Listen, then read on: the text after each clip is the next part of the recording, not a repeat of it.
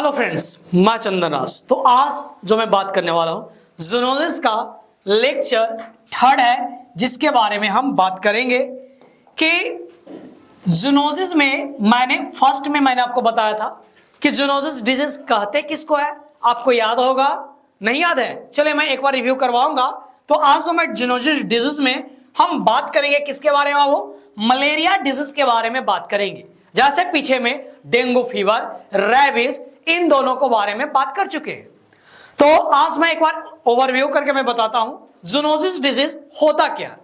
Zoonosis कहने का मतलब कि वैसा बीमारी, वैसा डिजीज जो गैर मनुष्य यानी जो मनुष्य नहीं है और उसके काटने या फिर एयर में इंफेक्शन फैलने के कारण से, एयर में फैलने के कारण से क्या हो, अगर वो मनुष्य को वो डिजीज कॉज कर जाए, उसी को हम क्या बोलते हैं, जूनोसिस बोलते हैं। जू यानी क्या हुआ, एनिमल्स। जू यानी बाबू ये आपका हो गया जू यानी क्या बोलते हैं, चिड़िया खाना बोलते हैं। चिड़िया खाना में क्या है, एनिमल्स ये सब रहते हैं। तो अगर ह्यूमंस से नहीं बल्कि एनिमल्स, वायरस, बैक्टीरिया, ये सभी से अगर जो डिजीज कॉज करता है ह्यूमंस में, उसको हम क्या बोलेंगे, जूनोसिस बोलेंगे।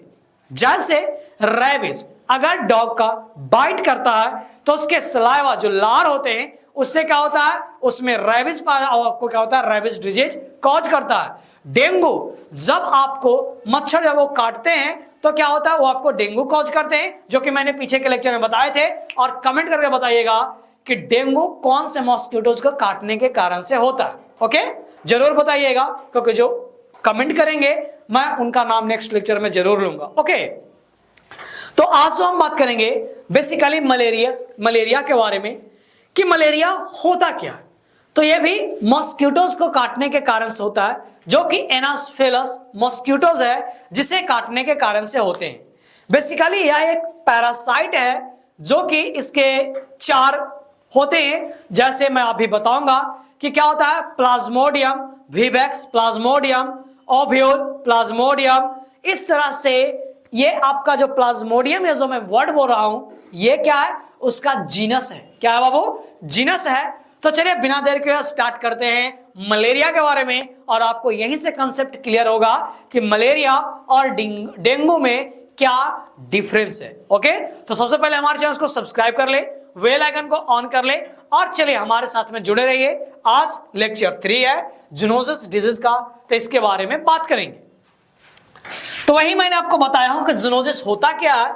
It is an infectious disease of the human caused by the pathogens.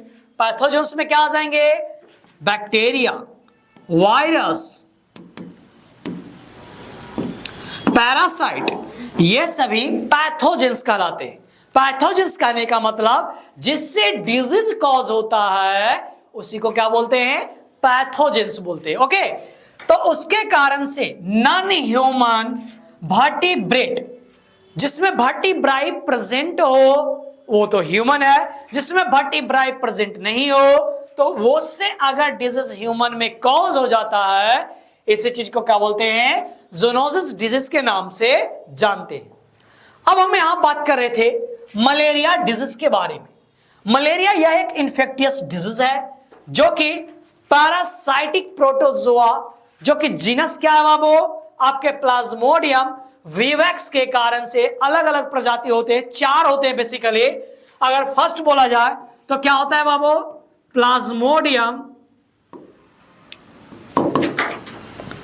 Vivax, Plasmodium ovale, Plasmodium क्या है बाबू, Plasmodium ovale, Plasmodium falciparum, Plasmodium malariae. तो इन सभी के कारण से क्या होता है, मलेरिया डिजीज कॉज करते हैं। अब अगर सबसे सीरियस बोला जाए तो जब प्लाज्मोडियम, ये जो फैल्सिफेरम होता है, ये बेसिकली ज्यादातर डेंजर देखने को मिलता है। ओके, तो अब हम बात करेंगे इंक्यूबेशन पीरियड के बारे में। हम हर एक बार जब भी कम्युनिकेबल डिजीज वगैरह पढ़ाया हूं, हम आपको बार बार बताते हैं इंक्यूबेशन पीरियड जब आपके बॉडी में पैथोजेंस इंटर किए हैं, वहां से फर्स्ट साइन एंड सिम्टम्स जो शो किया, उसके बीच का जो पीरियड है, ड्यूरेशन है, उसी को क्या बोलते हैं, इंक्यूबेशन पीरियड के नाम से जाना जाता है। तो ये जो अगर प्लाज्मोडियम विवैक्स रहेगा तो ये आपके 10 to 14 डेज में आपको देखने को मिलेगा। अगर प्लाज्मोडियम ओव्यूल है तो कितने दिन में, 14 डेज में। अगर प्लाज्मोडियम मलेरियाई है तो 30 डेज में, और अगर प्लाज्मोडियम फैल्सिफेरम है तो कितना डेज बाबू, तो ये आपके 12 डेज में देखने को फर्स्ट सिम्टम्स देखने को मिलता है। यहां तक में किसी को दिक्कत नहीं हुआ होगा। अब बात करते हैं बच्चों लोग, जैसे आपके घर फैमिली किन्हीं को अगर मलेरिया डिजीज अगर कॉज किया होगा तो उसमें देखने को मिलता होगा कि कभी स्टार्टिंग टाइम में पूरे ऐसे एकदम दलदलाते हैं, एकदम जैसे उनको शिवरिंग वगैरह हो रहा है, ठंडा लग रहा है, फीवर देखने को मिलता होगा, फिर लूज रहता है, नॉर्मल टेम्परेचर देखने को मिलता होगा। तो ये सभी देखने को मिलते हैं। तो ये जो मलेरिया का जो सिम्टम्स है इसको बेसिकली 3 स्टेज में डिवाइड किया गया है। फर्स्ट स्टेज है जिसको क्या बोलते हैं, कोल्ड स्टेज। क्या बोलते हैं, कोल्ड स्टेज। दूसरा क्या है, हॉट स्टेज। तीसरा क्या है, स्वेटिंग स्टेज। अब ये तीनों में क्या होता है बच्चा लोग, तो सबसे पहले बात करते हैं कोल्ड स्टेज। ये आपके 1 से 1.5 आवर में देखने को मिलता है, जिसमें हेडेक, फीवर, आपका सीवरिंग, कोल्ड स्किन, ये सभी देखने को मिलेगा। नेक्स्ट बात करते हैं हॉट स्टेज में। ये आपके 5 आवर तक देखने को मिलता है, जिसमें वेरी हॉट फीलिंग, बहुत दम गर्मी लगेगा, स्किन फ्लश्ड लगेगा, पूरे दम पसीने पसीने, सीवियर हेडेक, बहुत ज्यादा हेडेक होगा, and fever starts falling. Fever जो था वो धीरे धीरे डाउन होना स्टार्ट कर देगा। ये कौन सा स्टेज है, हॉट स्टेज। कौन सा स्टेज बाबू, हॉट। अब बात कर रहे हैं थर्ड, जो कि स्वेटिंग स्टेज में प्रोफ्यूज स्वेलिंग होना देखना स्टार्ट हो जाएगा, नॉर्मल टेम्परेचर हो जाएगा। तो ये आपको देखने को मिलते हैं। अब बात करते हैं कि डायग्नोसिस क्या क्या करवाएंगे सर, कि मलेरिया हमें पता चले कि हाँ इसे मलेरिया है, तो हम लोग क्या कराता है, सबसे पहले ये आपके ब्लड के द्वारा, जैसे मॉस्किटोज कट किया तो आपके ब्लड में क्या होता है, जो पैरासाइट प्लाज्मोडियम है ये आगे की ओर फैलते चले जाते हैं। तो हम क्या करवाएंगे, ब्लड सैंपलिंग करवाएंगे, इन्वेस्टिगेशन करवाएंगे, जिसमें WBC देखेंगे, और तो WBC देखेंगे तो क्या रहेगा, ये इंक्रीज रहेगा, और मोनोसाइट देखेंगे तो मोनोसाइट भी क्या देखने को मिलेगा बाबू, इंक्रीज देखने को मिलेगा।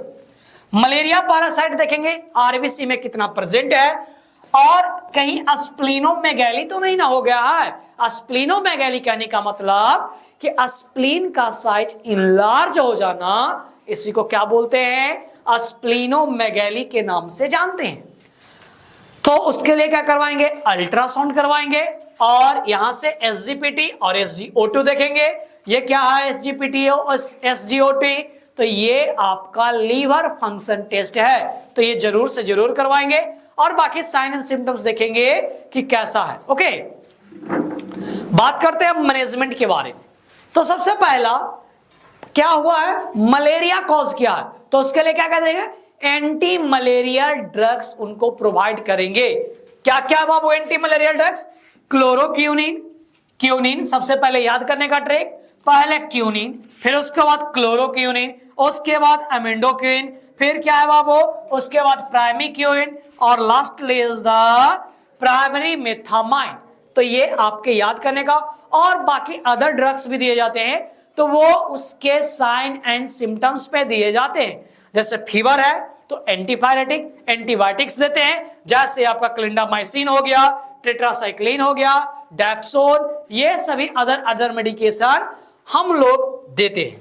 ओके, अब जो बात करेंगे कि क्या क्या और नर्सिंग मैनेजमेंट क्या क्या कर सकते हैं, तो आपका क्या करेंगे, कोल्ड स्पॉन्ज, जैसे अगर टेम्परेचर ज्यादा है तो कोल्ड स्पॉन्जिंग वगैरह करेंगे, provide blanket to the patient, अगर शिवरिंग वगैरह हो रहा है तो ब्लैंकेट प्रोड्यूस करेंगे, प्रोवाइड कंप्लीट बेड रेस्ट देंगे, और TPR उसका जो वाइटल साइन है, टेम्परेचर, पल्स और रिस्पायरेशन, ये रेगुलरली मॉनिटर वगैरह करेंगे।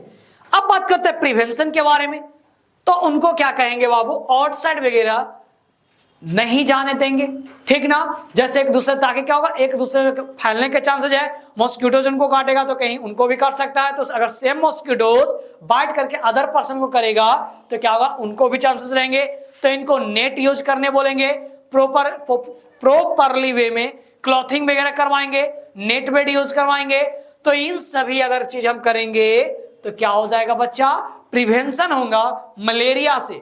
तो आपको यहां तक में कोई भी समझने में दिक्कत नहीं हुआ होगा। हम लोग लेक्चर 4 में जो बात करने वाले हैं बच्चों लोग, ये जूनोसिस का जो नेक्स्ट डिजीज है वो क्या है, वो फ्लेरेसिस के बारे में बात करेंगे। तो इसलिए आप हमारे चैनल्स को सब्सक्राइब करें, बेल आइकन को ऑन करें, और छोटे छोटे वीडियो कम ड्यूरेशन का बनाता हूं ताकि आपको ज्यादा से ज्यादा माइंड में बैठे, आप बोर फील ना करें। तो जल्दी से अगर आप पीछे के लेक्चर को देख लिए हैं तो आप इस लेक्चर को भी देखना स्टार्ट करेंगे। So thank you so much. Support medical nursing अड्डा 2.0 ज्यादा से ज्यादा शेयर करें, सब्सक्राइब करें और हमारे वीडियो को लाइक करना ना भूलें। Thank you so much.